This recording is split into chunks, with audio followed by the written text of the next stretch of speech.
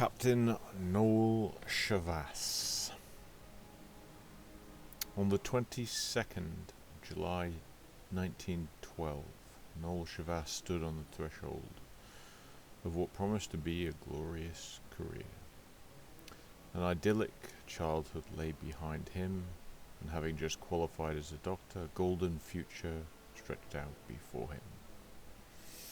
He had left Oxford with an athletics blue and a first-class honours degree, competed in the 1908 Olympics, and he had just secured a post at the prestigious Royal Southern Hospital, providing medical care to the poor of his home city of Liverpool.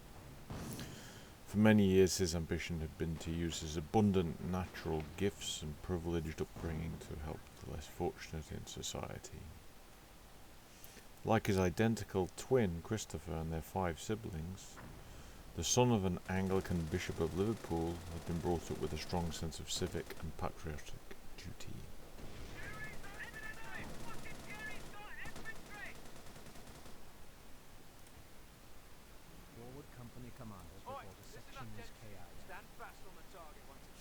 Working as a house surgeon under the renowned orthopaedic specialist Robert Jones in Toxteth, one of the most impoverished districts of Britain, was exactly the challenging opportunity he'd set his heart on. As his family toasted his latest success, little could they have imagined that within 5 years' time, almost to the day, the boy with the world at his feet would be crawling, blood pouring from several serious shrapnel wounds, through the cratered, cop-strewn mud of Flanders. None who had met him, however, would be in the least surprised to learn that, ignoring his own injuries, the young medic was dragging himself through the hellish landscape in order to raise the alarm and find help for his wounded colleagues.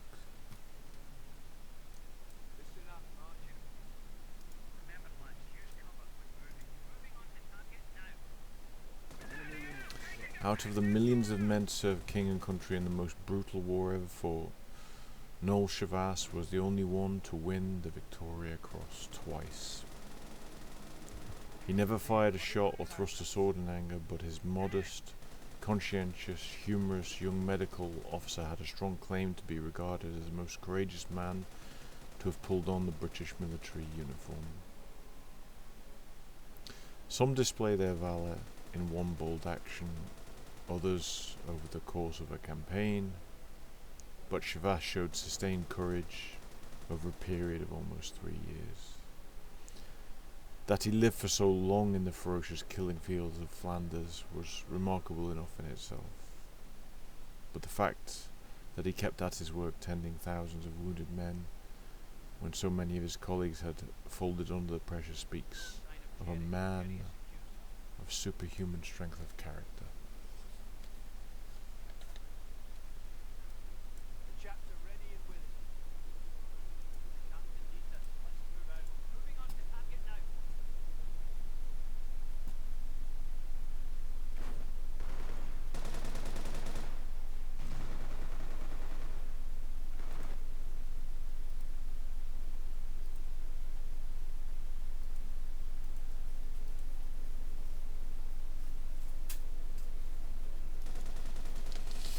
In early 1913, war with Germany looming, Noel was accepted by the Royal Army Medical Corps, the RAMC, and was attached as a surgeon lieutenant to the 10th Scottish Battalion of the King's Liverpool Regiment, a territorial unit known to all as the Liverpool Scottish.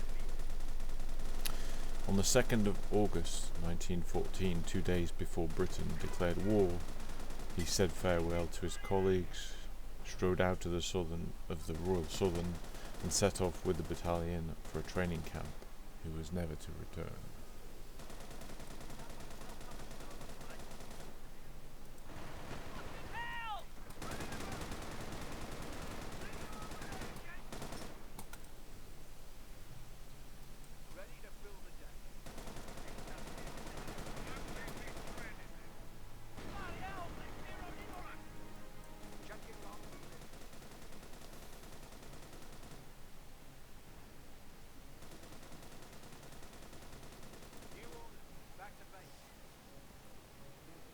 The first of hundreds of letters to his family soon began to arrive.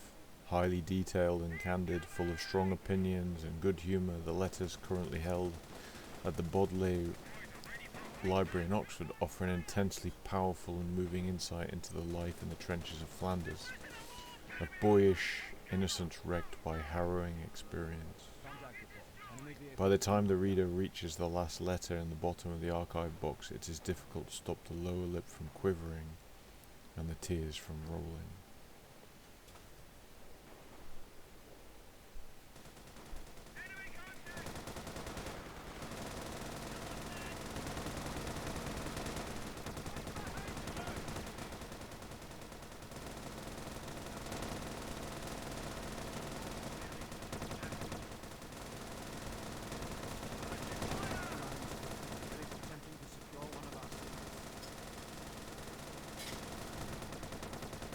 The letters begin with great enthusiasm and a confidence that the patriotic young men of Britain will make the short work of the Hun.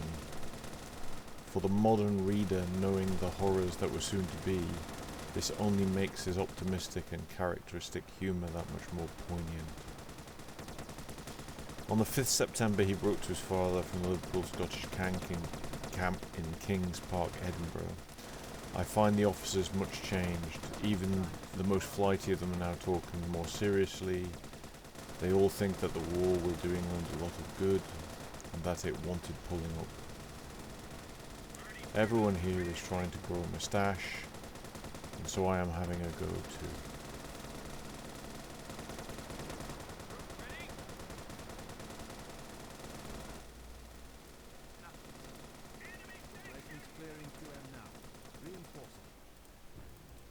Replacements are muscular.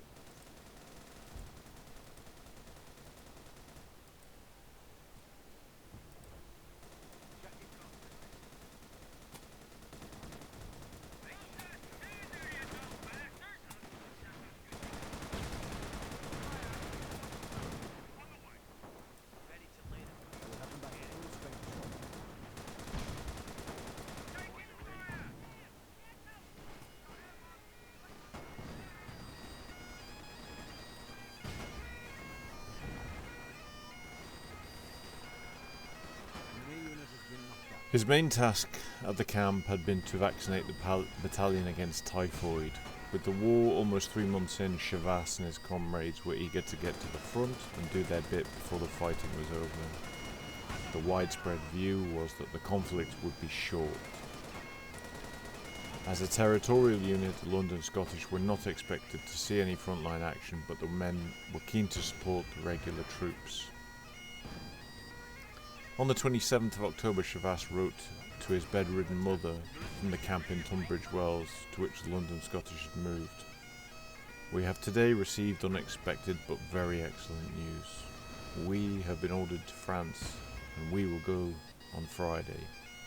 It is a great honour to be sent out so soon, and we were getting rather disheartened over it. 4 days later, 829 men and 26 officers of the Liverpool Scottish boarded a troop train for Southampton docks, from where they were set to set sail for Le Havre. As they moved up towards the front line, Chavas's thoughts were focused not on the treatment of combat injuries, but on hygiene and disease. Potentially germs posed a far more devastating threat than the German guns and shells. Tetanus, for which there was no vaccine, was a major worry. The bacterial infection was most likely to occur when an open wound became contaminated with manure or feces. A prophylactic serum injected into the wounded men offering the only protection. Obsessive about inoculation cleanliness, Chavas was one of the first doctors to use the serum as a matter of routine.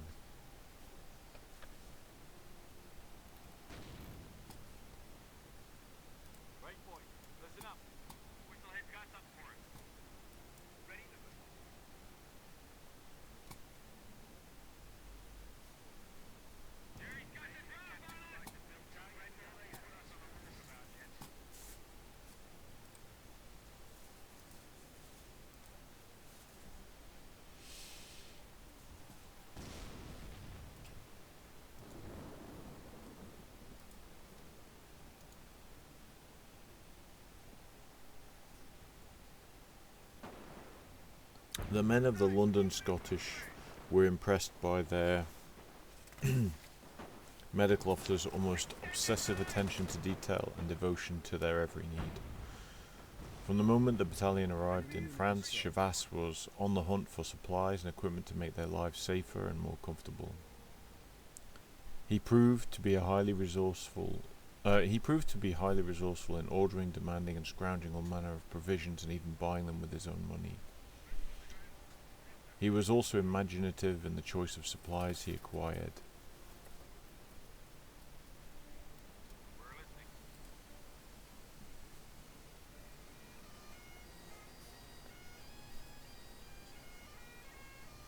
He bought in gallons of castor oil to keep the boots soft and administered foot massages after a long march. He got hold of a gramophone, then something of a rarity, to play popular tunes and keep up spirits of his dressing station. He even requisitioned a cow to provide a constant supply of fresh milk. His lively character and ardent commitment to the troops soon established him, in the words of one of the men, as the mascot of the battalion. NCOs reporting they have destroyed a German target. Armor ready for orders. Getting on with it.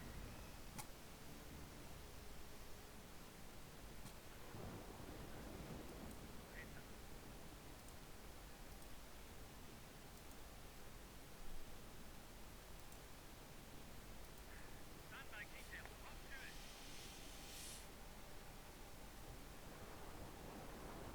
In a letter to his father dated 17th November, he played down the dangers that lay a few miles ahead, and with the typical modesty claims he lacked the courage to put himself in harm's way. I am behind at headquarters, where I sit waiting for wounded to be brought to me. I believe that doctors are not allowed in the trenches, so I really shall run very little risk during the war, and I do not intend to run any risk at all unnecessarily. My blood is not heroic. The battalion moved into the front line for the first time on the night of the 27th November. From their billets in the Belgian village of Westruetre, they marched up to the trenches to relieve the Highland Light Infantry, close to the demolished town of Kemmel, 6 miles southwest of Ypres. In another letter to his father, he described the shock at the devastation in Kemmel. The town was a mass of ruins and absolutely deserted. There were large holes in the road where shells had burst, now ponds. The roads were dreadfully muddy. Everything is ankle deep in mud here.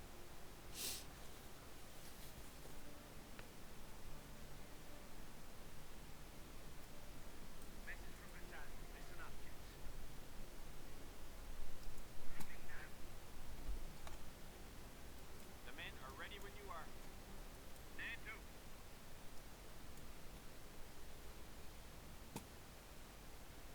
Ready and waiting in the rain. Ready to move. Will do. Moving to nose. Taking fire!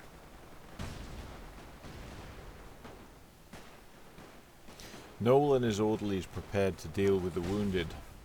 The system set up by the Royal Army Medical Corps was for stretcher bearers to collect wounded and carry the worst cases to the regimental aid post, the RAP, the forwardmost medical position.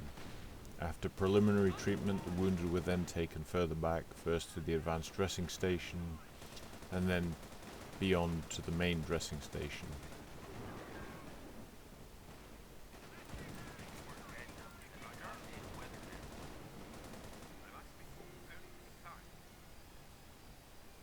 Those requiring specialist treatment were transferred to the huge casualty clearing stations, and if they were long-term casualties, removed to the sprawling base hospitals along the coast before being taken back to Britain. For 4 years, an endless procession of wounded men, over 1 million British and Commonwealth combatants, were to make their way through this system. Noel's first patient was his friend and former schoolmate at Liverpool College, Captain Arthur Twentyman, who had led the first company into action.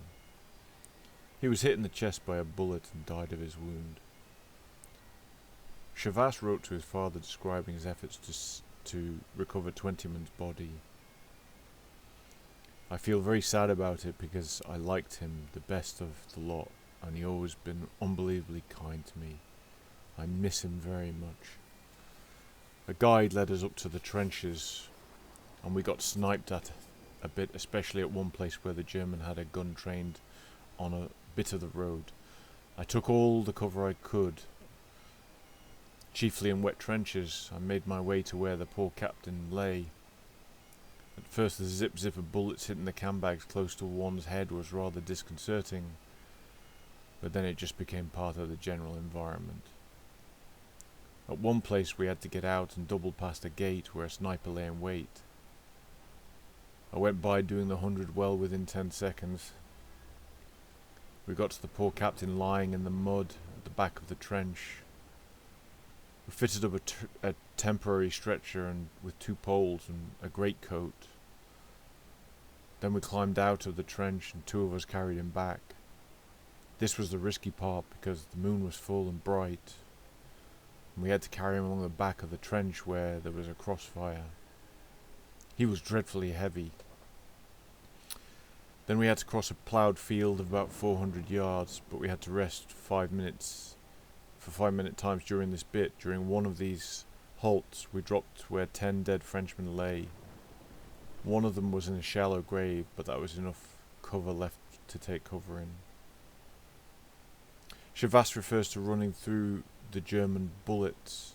It was his speed as a sprinter that would keep him alive on many occasions over the coming years, dashing across the no man's land before a sniper could get a fix on him.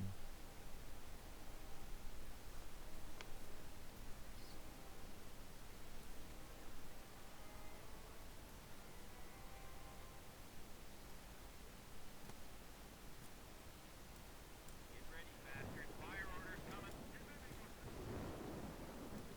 Sog right through. We're good to go. Gun through here. At the ready, sir. Ready, fire! Just get over there.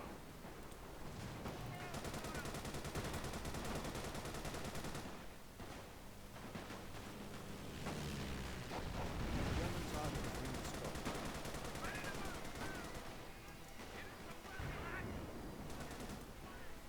Out of my bloody way. We're pulling out.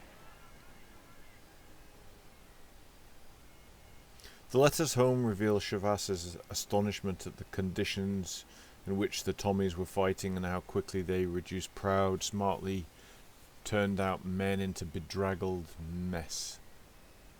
He wrote, "Our men have had a terrible experience of 72 hours in the trenches, drenched through, and in some places knee-deep in the mud and the water. They don't look like strong young men. They are muddied to the eyes. Their coats are plastered with mud and weigh an awful weight, with the water which is soaked in. Their backs are bent and they stagger and totter along with the weight of their packs. Their faces are now white and haggard, and their eyes glare out from the mud which was with short bristly beards, gives them an almost beast-like look. I have seen nothing like it. The collapse after running or rowing is nothing to it. Many, too many, who are quite beat have to be told they must walk it. Then comes a nightmare of a march." This is taken from his first dispatch from the front line, and it was just as well he didn't know that their experience so far were nothing but a light introduction of the terrors to follow.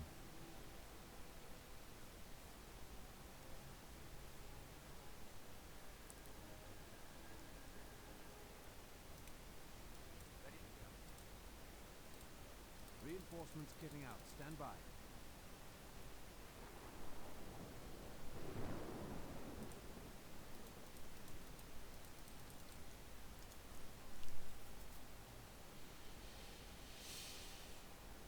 Chavas was soon dealing with a flood of blast injuries. These head injuries are very distressing as the men live for so long with frightful mutilations through, although happily they are unconscious, he wrote.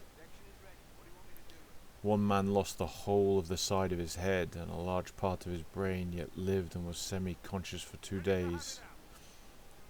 His brother arrived with another Liverpool battalion at the front the day he died, and about the first duty of the poor fellow on arriving was to attend his brother's funeral. It soon became obvious to Chavas that the Germans were not the only enemy they were fighting. There were other equally serious problems. In that first very wet winter of the conflict,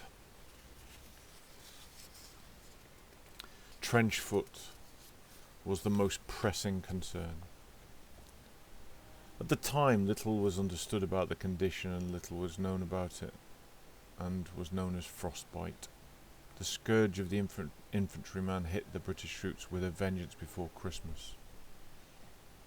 In the Kemmel section of the line, as in many others, there were no dugouts, duckboards or water pumps, very few sandbags, and there were no repairs made to the damage caused by constant shelling. The outbreak of it was not helped by serious supply problems in the forward lines and a severe shortage of effective clothing and equipment for the men.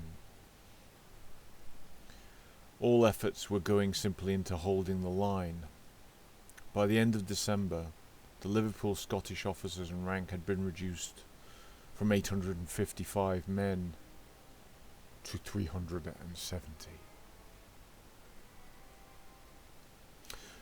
Of those, 32 had been killed or wounded, the rest succumbed to trench foot. By the time the troops had reached the front-line trenches, they were already sodden and covered in mud, wading through it up to their waists for long stretches. They then spent days with their legs submerged in near-freezing mud and water. When their boots were removed back to their billets, day later their feet were numb and swollen, occasionally gangrenous and needing the amputations of a toe or sometimes an entire foot. Blisters burst and became infected. Long before any official efforts were made to combat the condition, Chavas was writing home and asking for hundreds of pairs of warm socks. In a letter to his father from Dressing Station, Belgium, written early in March, he explained how he had successfully combated the problem. They get their feet dried and warmed and rubbed, and a pair of dry socks put on. The result of that, we've not seen any cause of so-called frostbite. Chavas also arranged for great fires to be burning for them on their return from the front, sending out the lightly wounded to collect the wood. Lack of food was a problem too, compounding the misery for the Tommies up and down the line. No field cookers meant that no hot food, only tins of bully beef and biscuits. All meals, including Dixie cans of hot tea, had to be carried up to the front, often under the falling shells over a mile or two of cratered, mud-thick terrain. Often it would never arrive, but if it did, the tea would invariably be as cold as the mud in which the men stood.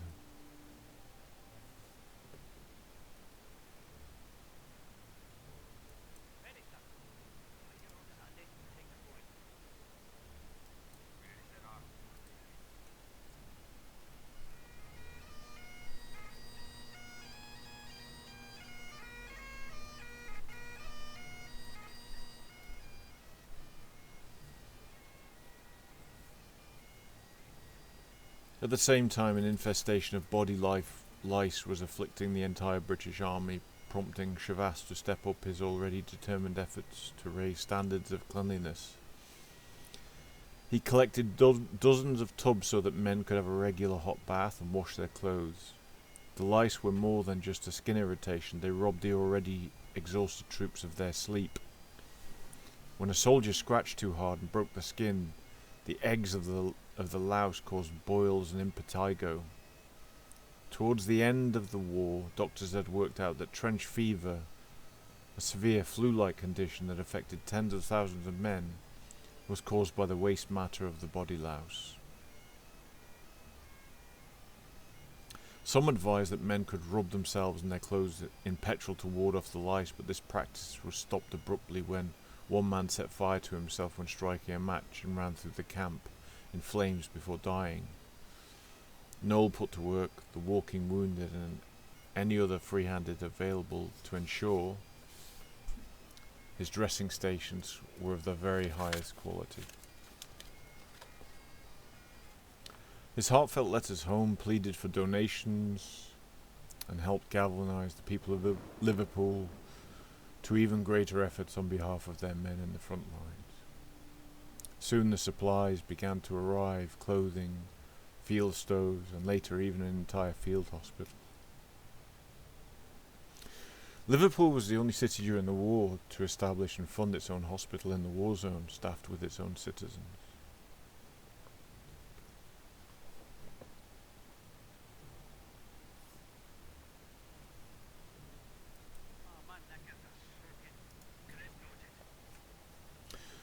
The casualties came thick and fast across Chavasse's treatment table. In a graphic but unsentimental letter home, he described his experience on Christmas Eve in an inn converted into a dressing station. 4 men staggered in with a stretcher and dumped it down in the middle of the room. A bugler holding a candlelight gave the light, and we had to cut the filthy coat off the poor fellow. Then when we cut away the kilt and so came upon the wound, a great slash in the back of the muscles, all I could do was to paint the wound with iodine, swab it with pure carbolic and bandage. We cut his boots and puttees off, and the bugler rubbed away at his feet, but we could not get them warm. After this, man after man arrived. One could really do little for them. The wounds one had to dress were not the clean punctured I imagined gunshot wounds would be. To take an instance of a wound in the flesh part of the thigh, the entrance wound was neat and punctured, but the exit was a gaping hole. A big hole, and I could put my fist into it with broken muscles hanging out. Experience that in other circumstances would be considered remarkable were barely acknowledged in the chaos of war.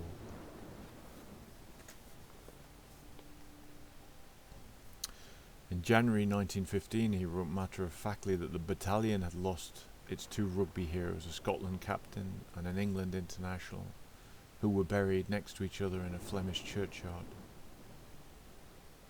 Both graves were latterly destroyed by shelling.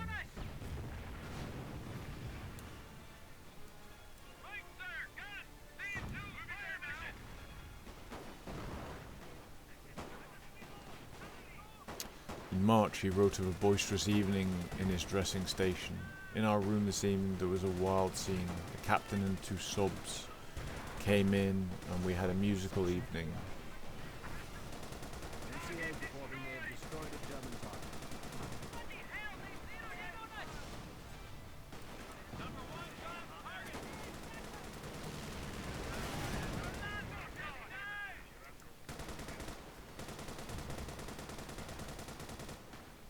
The officers then turned in with 12 miners, and they all drank cocoa and a very diluted brandy. Outside the door, there lay muffled up in the oil sheets, rigid and still, 2 poor men who had laid down their lives that morning. NCOs reporting they have destroyed a German target. We are, I think, mercifully numbed. Or who would ever smile here? They say that after 3 months, an officer loses his nerve from sheer nervous strain, but so far I have, pleased God, a good hold on myself. At the time of writing, the battalion moved forward into the Ypres salient to prepare for the major offensive. When it came, the strain pushed Chavas and the fighting men of the Liverpool Scottish to the limits of their endurance. Ypres, or Wipers as it was known to the British troops, is a small town that blocked the route to Calais. Road, rail and canals converged there, making it an important transport and communication hub. The town soon attracted repeated attacks by the Germans, inspiring formidable defence by the British. The top brass decided that Ypres was to be held at all costs to prevent the Germans breaking out to the coast. To protect that once prosperous medieval cloth town, they built a salient of layered defences around it.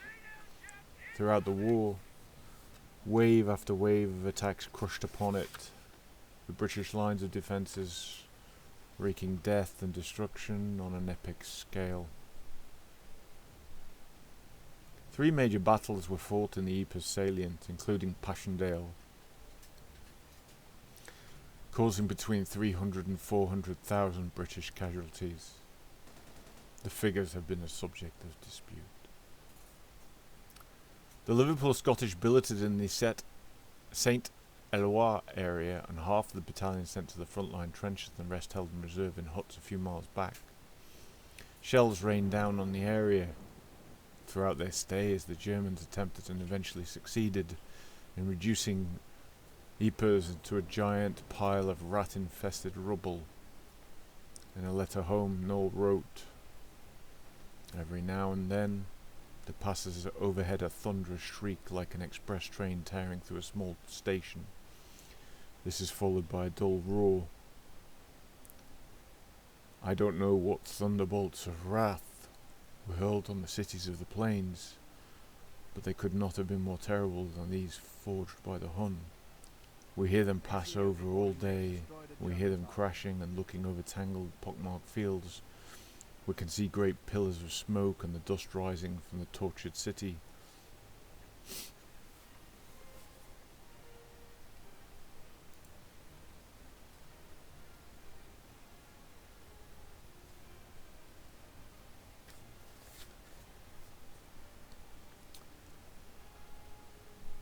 It is wonderful to see how quickly but how graciously nature tries to hide the hideous scars made by man in the countryside. I've now lived for a month in a shattered village 400 yards behind our trenches. When we came at the beginning of April, all around was a stark, staring, hideous abomination of desolation. Now the shells of houses are being veiled in blossom. In the rubbish, flowers are forcing their way up to the sunlight. Meanwhile, between the bursts of cannonade, the birds sing ever so sweetly and are building everywhere.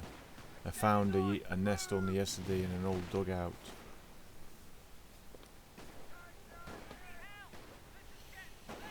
But in the coming weeks there's precious little time to cheer, and at the beginning of the summer the battalion suffered its darkest day of the conflict since deployment.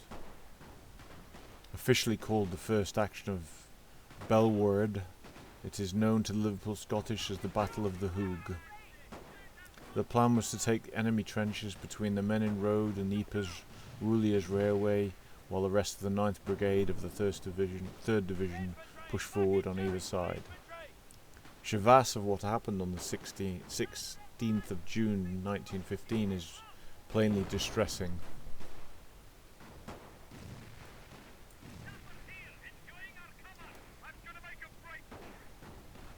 When we came out of the trenches, we were told we would have 10 days rest and that every officer was to have 5 days leave, he wrote home 4 days after the event. I put in for leave, but next day all leave was cancelled, and we were told confidentially that the battalion in the next few days would take part in the charge on the German trenches.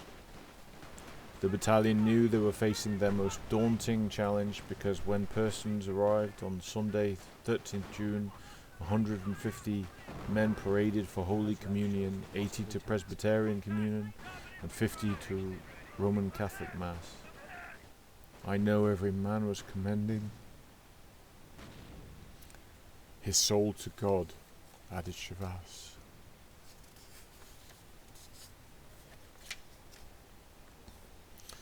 We went up to the trenches from which we were to jump off on the night of the 15th. It was an 8-mile march, and the pipers played us for 4 miles.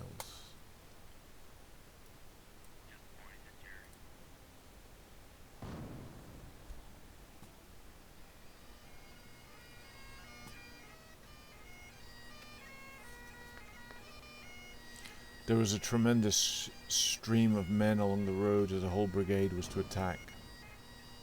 The men were in the best of spirits and sang all the way. My stretcher bearers, who had had their number increased to 24, as usual making a joyful noise, and had finally to be silenced by the adjutant, At 2 a.m. a terrific bombardment began and went on until 4 a.m. But I was so tired that I dozed through it. But then at 5 a.m. I was woken up by the first batch of wounded coming down.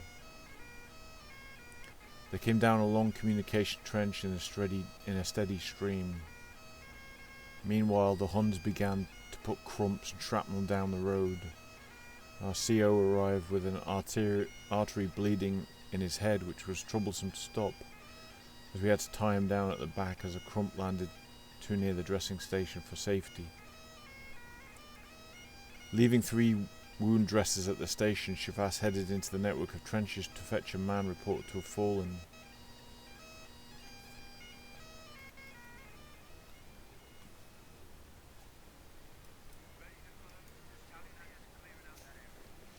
I found the trench blocked with men who had dropped exhausted trying to drag themselves down. The Hun were putting big shells into the trenches and making direct hits, so that in places the trench was blown in. I arrived back to find another crump had burst just outside our dressing station and killed 4 men next door, and wrecked our place. Slipped up to the trenches to see how our boys were getting on there, and took with me, besides dressing, 2 bottles of lime juice and a sack full of water bottles left by wounded men. We found the top of the communications trenches blocked by wounded men. I dressed 30 of them.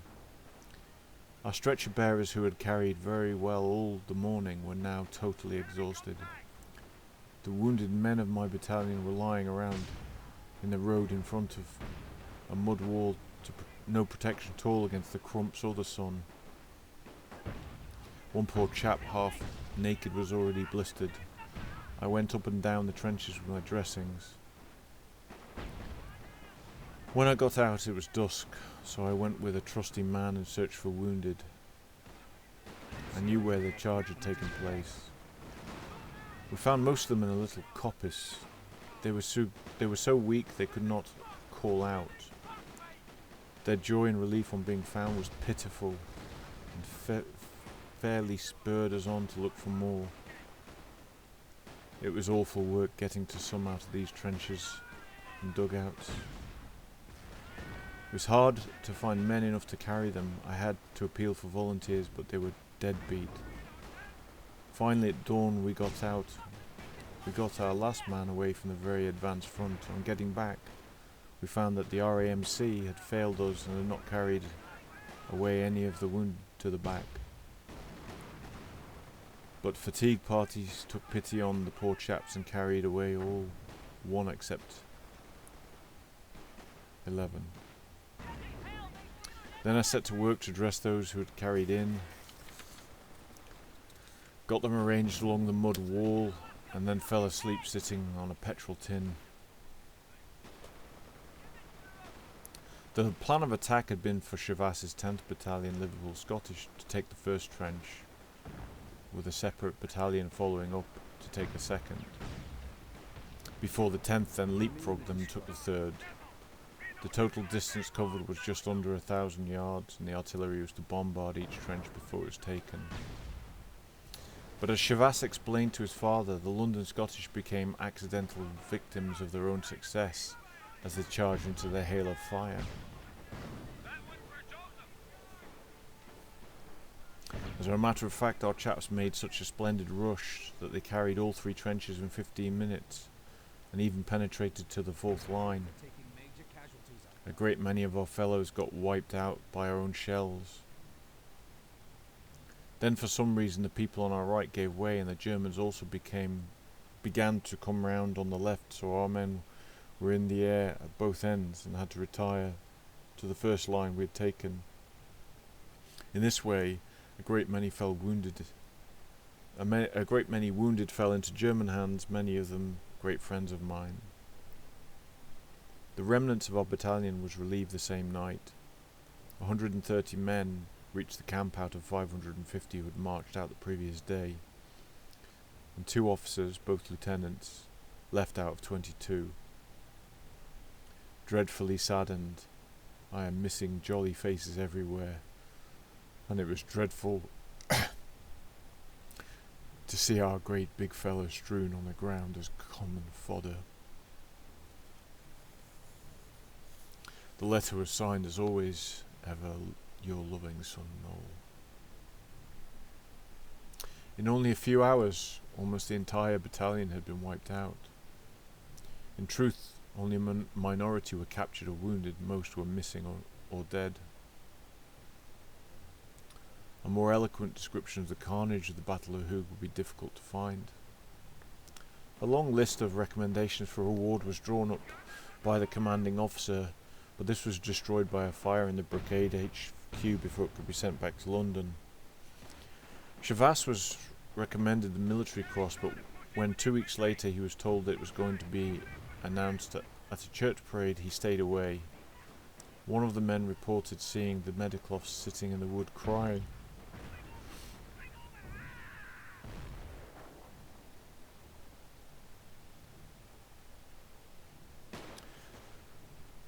One of the men reported seeing the medical officer sitting in the wood crying while his name was read out a few hundred yards away. But if he was suffering from trauma, it certainly didn't show in his letters from a couple of weeks after the slaughter. Once again, they resonate with his determined spirit. By this stage of the war, the hideousness of the fighting was taking its toll on the overworked doctors. Many of them chose to leave the front, much to Chavas's disgust.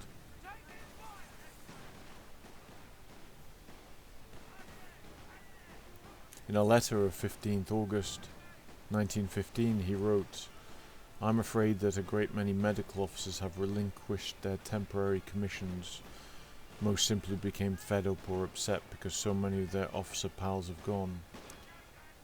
Very poor reason, one would think, for deserting one's country. I don't think that they will stand doing nothing for long. I am now in the proud position of being the only regimental doctor who has not broken down.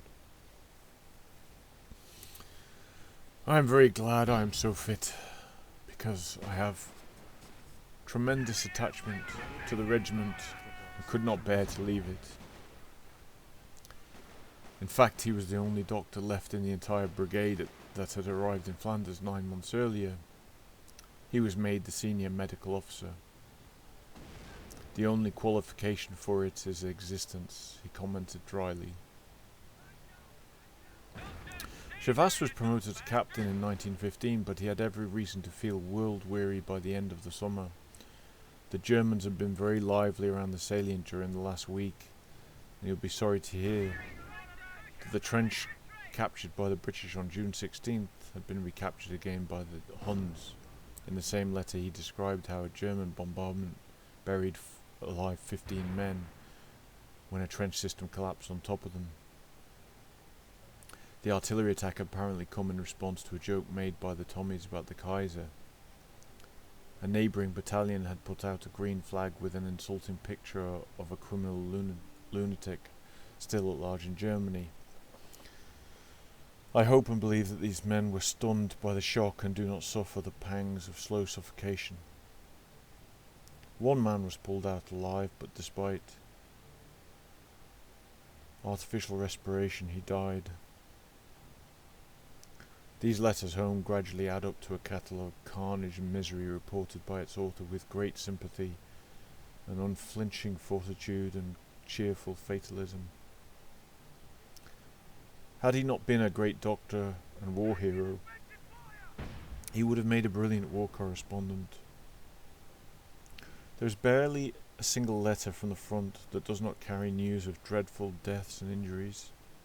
In one dated 5th October 1915, Chavas tells of going to the scene where a group of guards had been undergoing an inspection on the bridge when a silent shell landed in the middle of them and blew them all to pieces. I had to go up and sew them up in blankets. They were so terribly mutilated. One of them was his close friend, Captain MacLeod.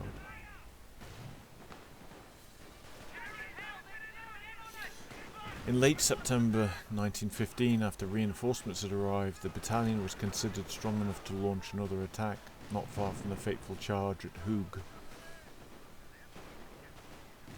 His fury at the pointlessness of trench warfare was now strongly evident.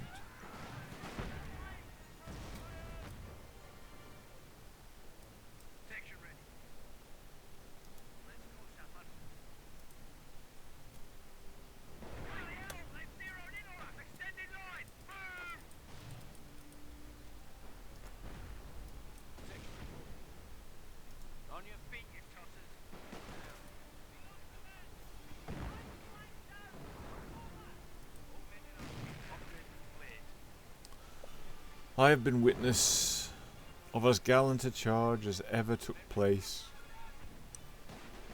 which has ended, so far as we are concerned, in our line here being exactly the same as it was before. But 2 regiments at least are cut to pieces. I doubt if much attention will be paid to in dispatches, yet it was the biggest thing that happened since we came to this tortured spot. And as usual, everyone responded to the call of duty, and blood was poured out like water. And lives cast away as carelessly as old boots. I am sick of seeing men sent out to die in the mud, which is the mould of former battalions gone under. But it will always be a delightful honour to lend a hand to the wounded heroes, and so in spite of all the selfish sense, in one selfish sense, this has been the happiest year of my life. At the start of 1916, the battalions were moved from the 9th Brigade, 3rd Division, to the 166th Brigade, 55th Division, the numbers of units giving some idea to the huge levels of recruitment and deployment of young British men to the front.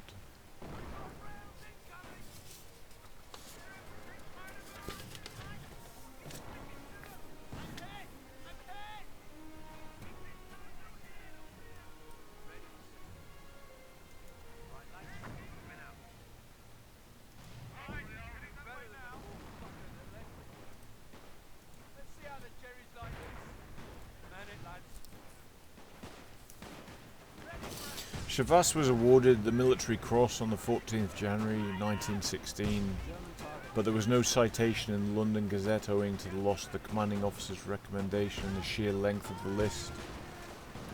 He eventually received the medal from King George V at Buckingham Palace on the 7th of June, almost a year after the action at Hooge, for which he was awarded the decoration.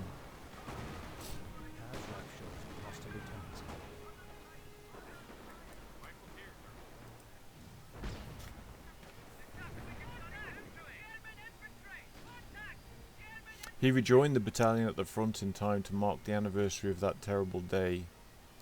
Rats, he reported in his next letter home, were now the principal concern for troops. Huge creatures without the slightest fear of man, they trotted around the trenches, feeding off men's rations, eating through their clothes, honeycombing the walls of dugouts with their layers. Those who neglected to cut up all their food from home and keep it in a mess tin soon found they didn't have any. Many hours were passed trying to kill the creatures with bayonets. By the end of summer 1916, a plague of flies was adding to the unpleasantness of life on the front line, and not least for the fallen men lying out with open wounds. At the beginning of the summer, the brigade moved into the Somme area, but the London Scottish were not involved in the early stages of that brutal 4-month battle that would claim 400,000 British casualties.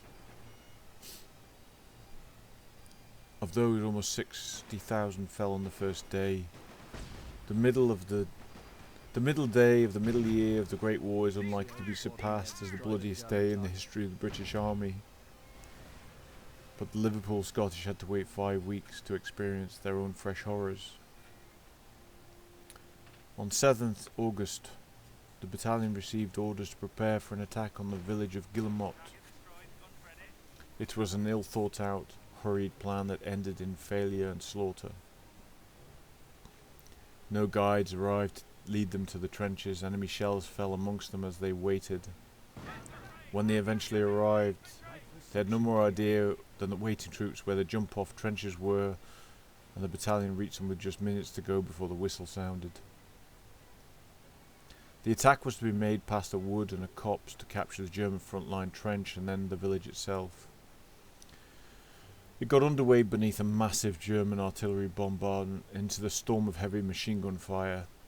There was no softening up bombardment of enemy positions by British gunners. The barbed wire hadn't been cut, the flow of information from above was sketchy and the terrain unknown to the new arrivals. The brigade, in short, was entirely unprepared for a major attack. 4 times the Liverpool Scottish charged, and 4 times they regrouped and rallied, and with their numbers falling with each charge, 4 times they failed to break the line in the face of ferocious resistance. Once again, the Liverpool Scottish suffered heavy casualties. Of 20 officers who set out, only 1 returned in one piece. 5 were killed, 6 were missing, 8 wounded. Of the 600 men, 69 were killed, 27 missing, and 167 wounded. The attack was made over the same ground that 30th Division had attacked 10 days earlier, with enormous casualties. 89th Brigade, which was part of that division, was comprised of 3 battalions of the Liverpool Pals, of whom 460 were killed and a further 600 wounded, captured or missing.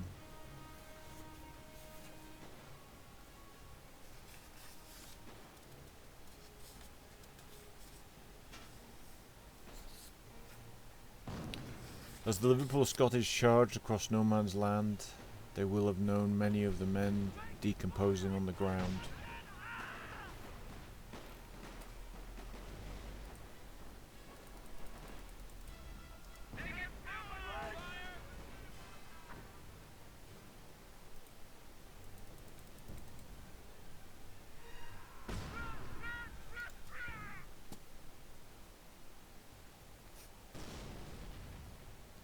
Several witnesses reported Chavasse's remarkable bravery that night as he and his stretcher bearers searched for the wounded, carried them in one by one under heavy fire.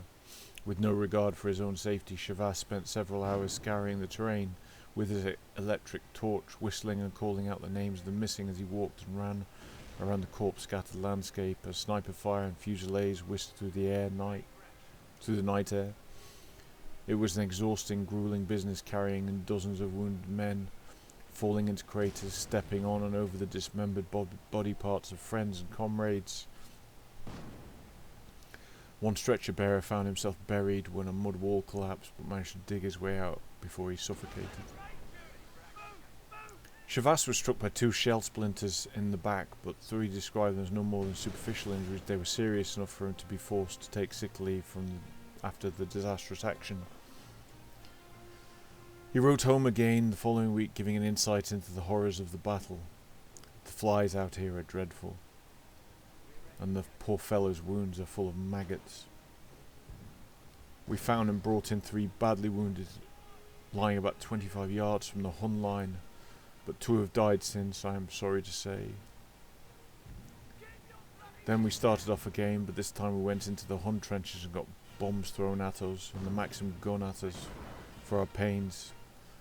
We got away back to camp, but in the early morning was very happy. We got away back to camp in the early morning, very happy, but my day was a bit spoiled as I found out. I had 2 spicules of shell in my back, and as the skin was pricked, I had to go and have a tetanus injection, which makes one feel a bit cheap. Word on the grapevine reached his father in Liverpool that Noel had been awarded the Victoria Cross for his efforts during the battle. But the young medical officer was almost dismissive of this tremendous recognition, writing, "I fear that honour is not given as easily as all that, and recommending it is not getting, so I shall adopt the attitude of doubting Thomas till I see it in print. I will not believe.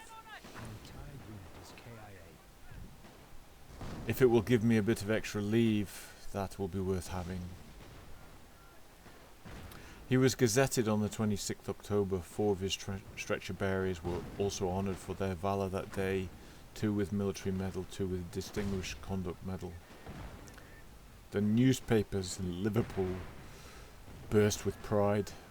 The names of the local heroes toasted in the city's many pubs. His citation in the London Gazette read, "During an attack he tended the wounded in the open all day under heavy fire, frequently in view of the enemy. During the ensuing night he searched for wounded on the ground in front of the enemy's front lines for 4 hours. Next day he took 1 stretcher bearer to the advanced trenches and under heavy fire carried an urgent case for 500 yards into safety, being wounded in the side by a shell splinter during the journey. The same night he took up a party of trusty volunteers, rescued 3 wounded men from a shell hole 25 yards from the enemy's trench, and buried 2 bodies of officers and collected many identity discs.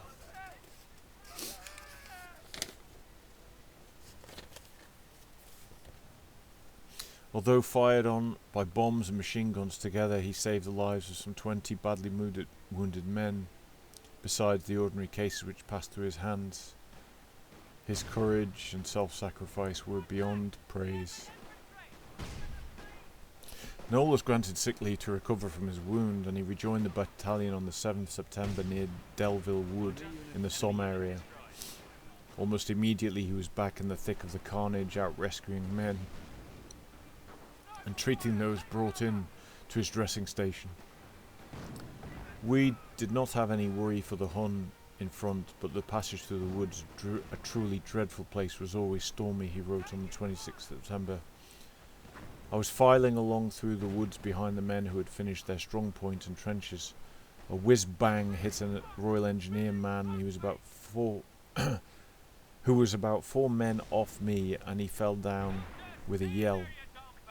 My stretcher bearer bent over and found him bleeding badly from the arm, and he held the main artery. I found that the arm was almost off, could never mend, and was only a source of danger, so I cut it off with a pair of scissors and did the stump up. We had to do everything by light of our electric torch, and when we got a stretcher it took us 2 hours to get him out of the wood. He rallied well, I'm glad to say he's all right. Shortly afterwards, Chavas was unexpectedly transferred to a small field hospital away from the front line on the London Scottish.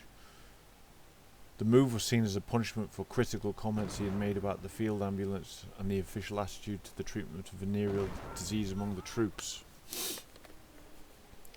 Chavas had written a report decrying the efforts of the field ambulance, saying they'd often failed to arrive or were incapable of dealing with mass casualties.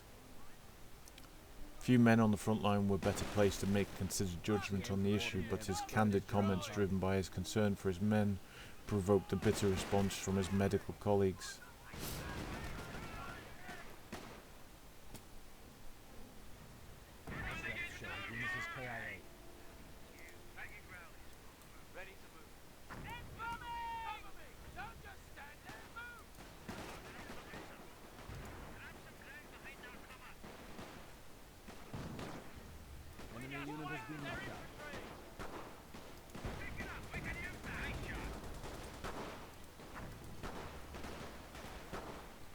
At the same time, instances of venereal disease were reaching epidemic proportions, and the issue of how to tackle the problem had triggered a fierce debate.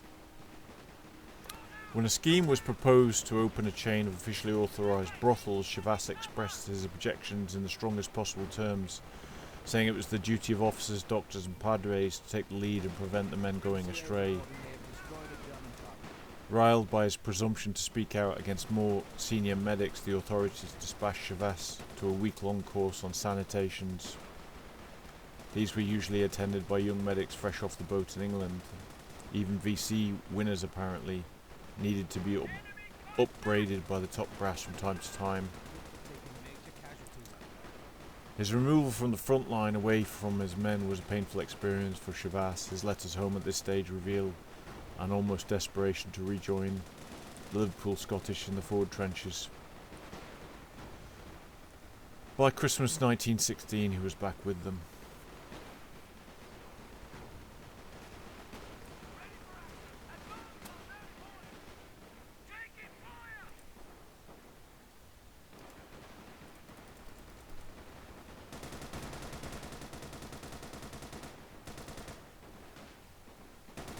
In February 1917, Noel was granted 14 days leave, during which 2 momentous events in his life took place. Firstly, he went to the investiture at Buckingham Palace to receive his Victoria Cross from the King. Secondly, and far more importantly for the young doctor, he finally put up the courage to ask his childhood sweetheart Gladys to marry him. She accepted, and he returned to the front, thrilled at the prospect of his wedding later in the year. The first letter home on his return is characteristically self-effacing and begins with the news of a recent acquisition to help the men in the trenches. I've taken a jolly nice little fox terrier with me who I hope will help to settle the rat question in the trenches. The investiture passed all right. The king seemed to be quite sincere and was certainly very kind. There were 7 of us, 4 being NCOs and men, and these really had performed marvels. Rats were not the only pressing issue for him to address on the return to the front line. Following a spell of freezing weather, he was greeted by a procession of men suffering a complaint known to kilted regiments as frostbitten knees.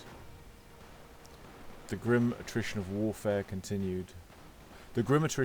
trench warfare continued to take its toll on the Liverpool Scottish over the following months. As the casualty figures mounted, fresh-faced recruits arrived and died. A sense of frustration bordering on despair began to creep into Chavasse's home letters. On the 14th of March 1917 he wrote, "The battalion is being heavily worked now. I suppose a military necessity, and of course if it must be it is all right. But we are using up our human material and wearing out rather badly just now in our sector of the line. The men are being pushed to exhaustion without respite, and the good fellows are beginning to crack up.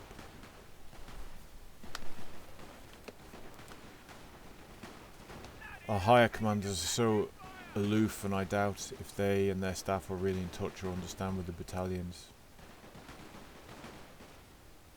The reference to men cracking up touched on the increasingly controversial subject of how the authorities chose to react to what would one day be called combat trauma.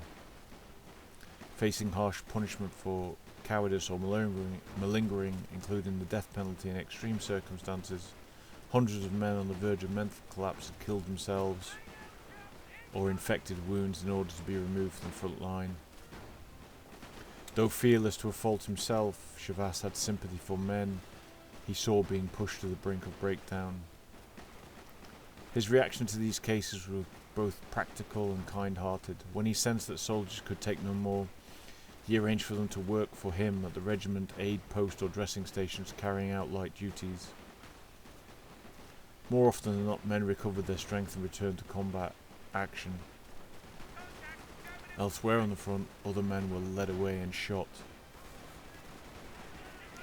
Amid the relentless carnage, once again it was to nature that Chavas turned to support. In a landscape of shattered tree stumps, mud, ruins, the sight and sound of nature forcing its way through the devastation filled him with joy, especially in the spring. On the 7th March 1917 he wrote, "The mornings are splendid just now and the birds are singing. My head leaps up whenever I hear a thrush, and there are blackbirds and larks here, and I hope some nightingales later on. I cannot tell you how much the singing of birds affects me out here. It is quite uplifting. In rather mournful surroundings, gives a feeling of hope."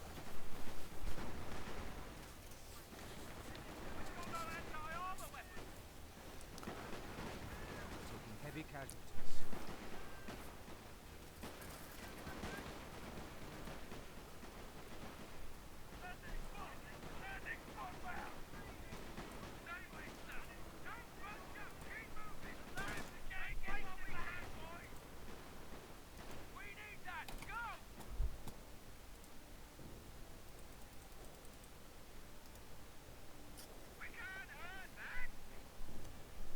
I suppose we must be nearing the end of the war now. I hope so, even if it will be a bloody business. It cannot be any worse than what in God's mercy we have already been through. His mind was also preoccupied with thoughts of marriage and his career after the war. While he was mulling over a wedding at Christmas time, he was unaware that Gladys had applied for a special license for them to get married in France later in the summer.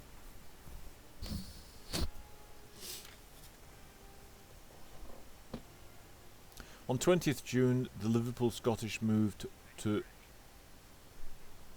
Zuiderquez, a village south of St Omer, where they began preparation for what augured to be a major offensive to smash the German lines. At the time, Paschendale was no more than a name on a map. Within a few months it would become a synonym for mass slaughter. Almost 100 years on, the name continues to send a shudder down the spine. In a letter of 15th June 1917, Chavas reveals that he'd turned down an invitation to become a surgeon at the base hospital where he would be removed from the dangers of the front line.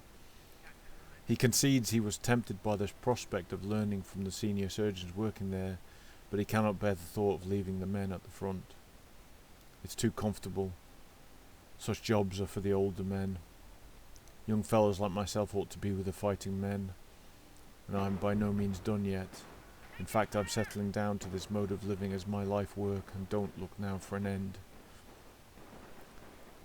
I don't think I could ever leave the lads here to fight out while I luxuriated in some coast town. The infantry lad does not want to get killed or hurt any more than I do. In fact, one of their most popular chants as they trudge up to the trenches is, "Oh my, I don't want to die, I want to go home."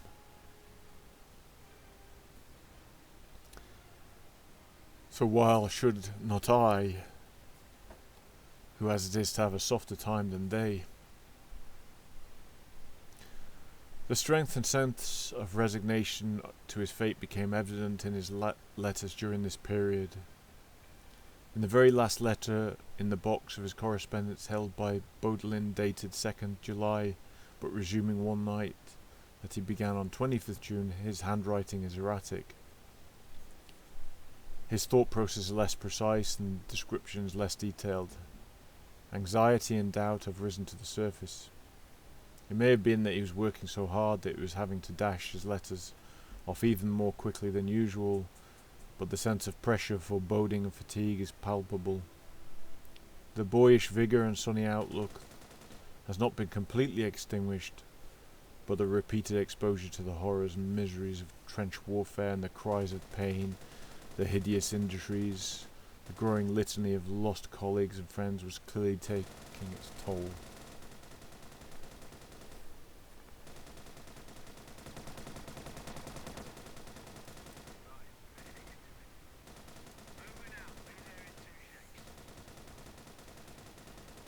I don't think I will get to leave just yet, but I hope to get some time about September. I'm very keen on leave as I want to settle up things. I'm thinking that if this war does not get on any quicker, then I shall take time by the forelock and get married somehow, somewhere about Christmas. I could probably get leave of a month then. What is your candid opinion of it? Gladys wants it very badly. I should like it for a lot of reasons, but shall feel rather a fool after the war, a married man without a job. Still, it's a bit pathetic to have to leave.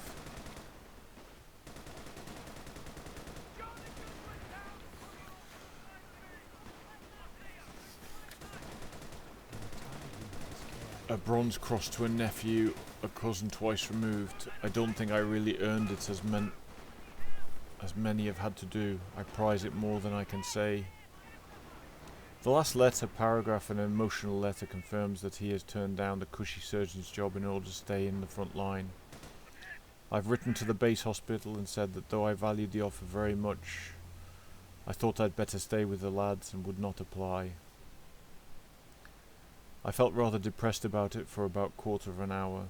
Always your loving Noel. 2 days later, his younger brother Aidan was killed while out on patrol. Another brother, Bernard, joined the search party to find him in no man's land, but the body was never found. On the 20th of July, Liverpool Scottish marched up to the front and readied themselves for an attack against the heavily defended enemy positions on Paschendale Ridge. An artillery bombardment killed one officer and 8 men as they moved forward.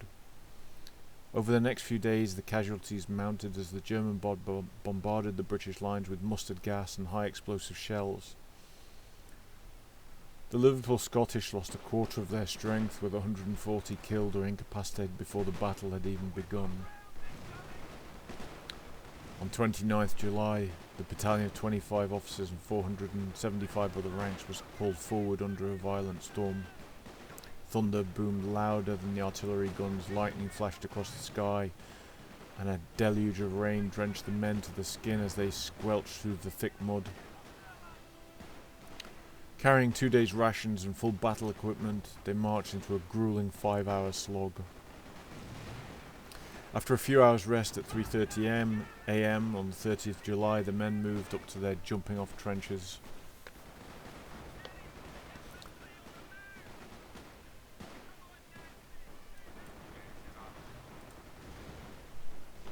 At first light, the whistle blew and the London Scottish scrambled over the top and charged across the swamp of no man's land, first down a slight slope and then uphill towards a ridge.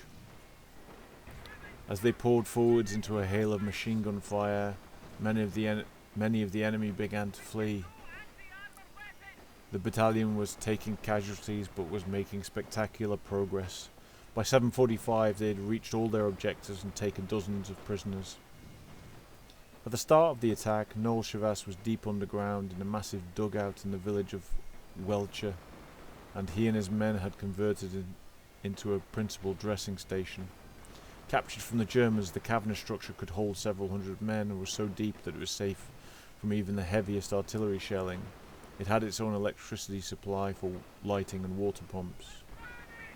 Most medical officers would have stayed in the security of the dressing station throughout the attack, but that was never an option for Chavas, who liked to be as close to the front line as possible.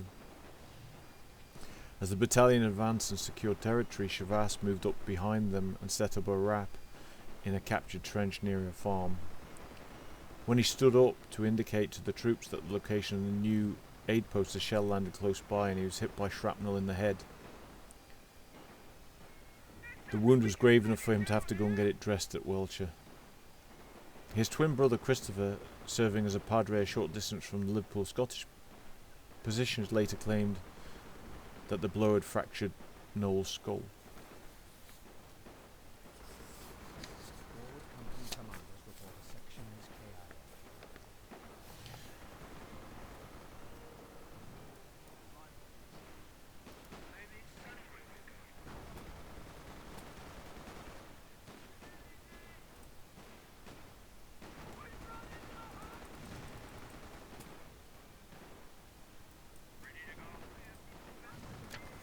With his head bandaged, Chavas refused the request to be taken to the casualty clearing station further to the rear and ran back to his first aid post at the front line on the Paschendale road.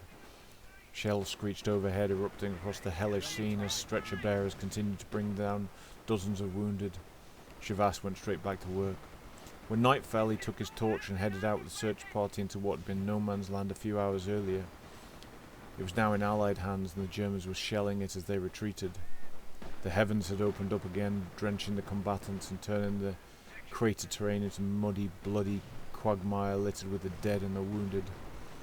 The stumps of trees, mutilated mules and horses, broken down tanks, and the cries of men in agony completed a scene of perfect desolation. Such was the Battle of Paschendale, aka the Third Battle of Wipers.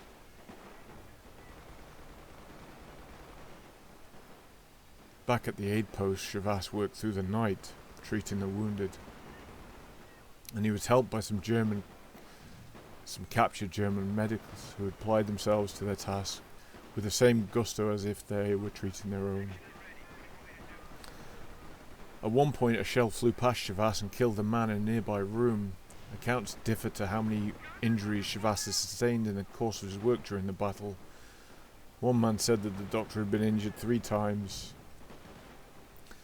adding that he had won a VC 4 times over in separate incidents in a terrifying 24-hour period.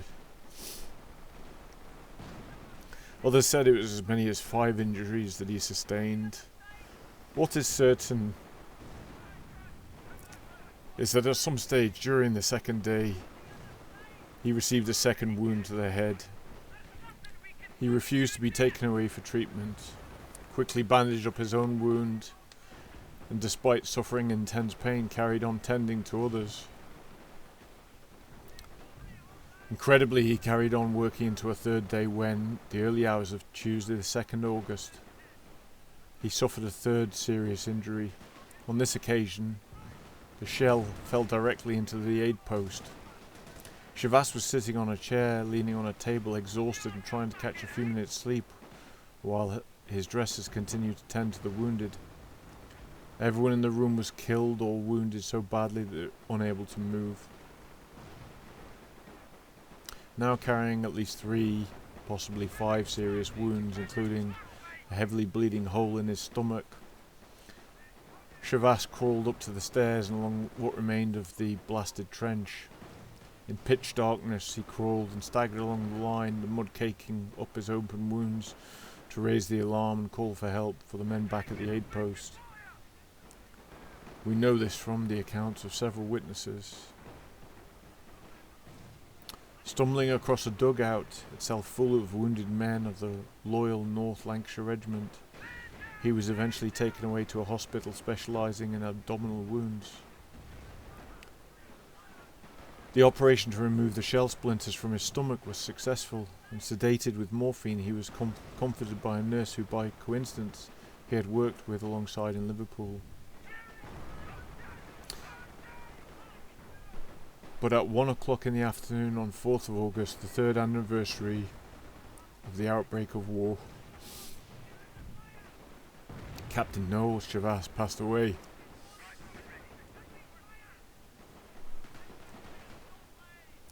The news was a heavy blow to the war-weary London Scottish. The spirited doctor who had defied death for so long had finally run out of luck. His funeral took place the following day, and he was buried in a field alongside some of the men who had fallen in the attack. Exhausted, covered head to toe in mud, many of them suffering various degrees of injury.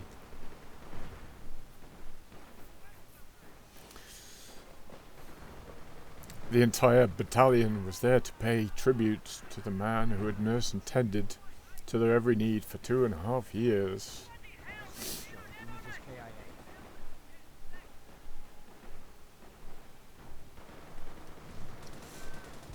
His parents received a telegram informing them of the sad news on the 9th of August, a day after they'd been informed that Bernard had been wounded in the knee. King George V wrote to the bishop and his wife to express his grief at the news of Noel's death, adding his concern for the fate of missing Aidan. The stoic bishop broke down in tears when he was told a month later that Noel was to receive a posthumous bar to his VC. The award was announced in the Liverpool Gazette on the 14th September 1917. It read, "Though severely wounded early in the action whilst carrying a wounded soldier to the dressing station, he refused to leave his post and for 2 days not only continued to perform his duties but in addition went out repeatedly under heavy fire to search for and attend to the wounded who were lying out.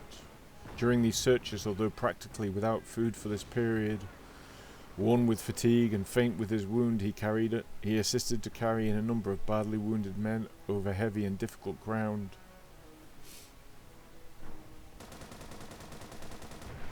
By his extraordinary energy and inspiring example, he was instrumental in rescuing many wounded who would not have otherwise undoubtedly succumbed under the bad weather conditions. This devoted and gallant officer subsequently died of his wounds. Noel Chavas's headstone sits in the military cemetery of Brandhoek in Belgium, plot 3, row B15.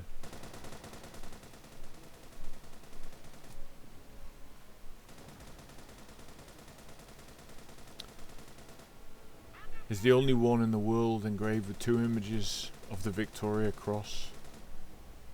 His father chose the words for the inscription that appear on the original stone. They read simply, "Greater love hath no man than this, that a man lay down his life for his friends." Noel Chavas was the only man in the First World War to receive a double Victoria Cross. Two other men have won Victoria Cross twice. By extraordinary coincidence, Chavas has a connection with both of them. Captain Arthur Martin Leake, also a medic, won his first VC during the Boer War in 1902 and his second in Flanders in 1915. The first medical unit Chavas passed through on the night he was fatally wounded was commanded by Lieutenant Colonel Martin Leake. The only other man to achieve the double honour was Captain Charles Upham, a New Zealander serving with the 20th Battalion, 2nd Infantry Battalion, New Zealand Expeditionary Force, the Canterbury Regiment in the Second World War. He won his first in Crete in 1941 and his second in the North African desert in the following year. By coincidence, Upham's family was related to the Chavasses. Noel Chavas remains the most heavily decorated serviceman in the history of the British Armed Forces, but he was not the only member of the family to be distinguished himself within the Great War. All 7 siblings served their country in either a military, medical or pastoral capacity during the conflict. Christopher, the Padre, and Bernard, the medic, both received the Military Cross. Christopher rose up the church hierarchy to become Bishop of Rochester and died in 1961. Bernard became an eminent eye surgeon. He died in 1941. Aidan is one of 55,000 British soldiers who are missing, presumed dead, and have no grave of their own.